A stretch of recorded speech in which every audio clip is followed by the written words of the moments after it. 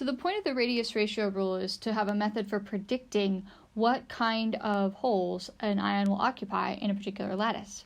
And this is based on geometry, figuring out what kind of sphere will fit in the space made by those atoms. It's based on the idea that these ions are like billiard balls. They have these hard radii, these hard shells, so that they can only get as close together as these ionic radii.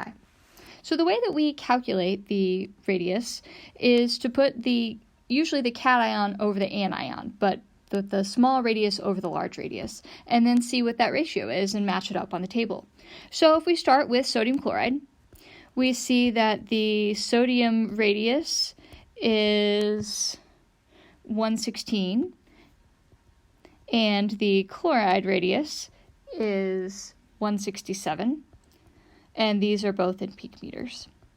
And so the radius, or the ratio that we get there, is 0.694, and so that's a unitless number. And we see that that matches up with the octahedral range. It's between 0.414 and 0.732. So we predict that sodium will occupy octahedral holes in the chloride lattice. And in fact, that's what we see in the rock salt structure. So if we do the same exercise with zinc sulfide, so we're looking at our ratio of the zinc and sulfide ions,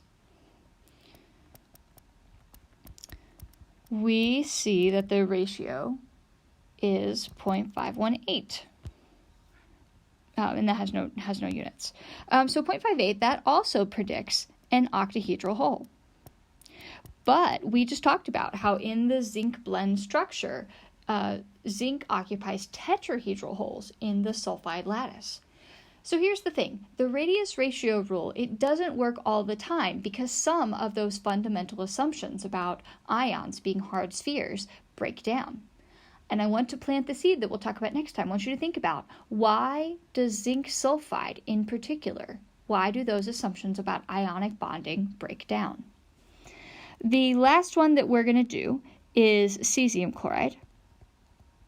And so if we look at the ratio of cesium over chloride, we get 181 over 167. Now, interestingly, in this case, the cation is actually larger than the anion. So it will be easier for us to look at the ratios if we just switch it to put the small one over the large one, because all these ratios are less than 1.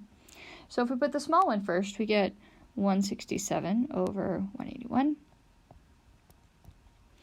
And we see that our ratio is 0.922, which means that we would predict a cubic hole. And once again, that's what we see in the case of the cesium chloride structure.